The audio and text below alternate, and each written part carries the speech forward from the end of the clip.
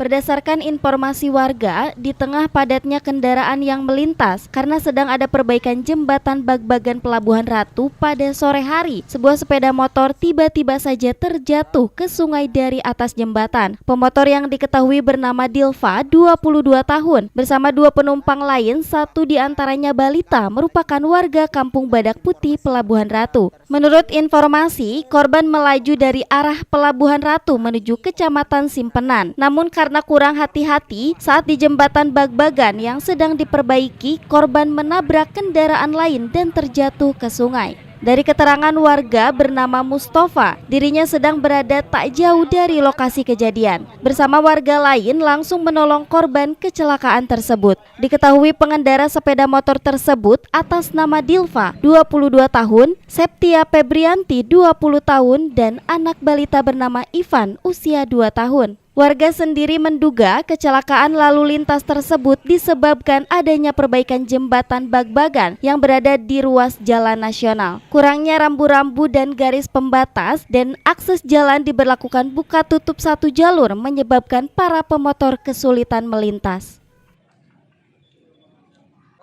Kemudian ada teriakan tuh di situ, ada teriakan bahwa motor jatuh ke bawah gitu kan. Kemudian saya lari ke arah jembatan. Saya lihat orang yang jatuhnya gitu kan masih tenggelam, pas tenggelamnya. Saya lihat kepalanya gitu. Kemudian saya sama teman ke bawah lari ke arah Cimandirinya, ke pinggir Cimandiri.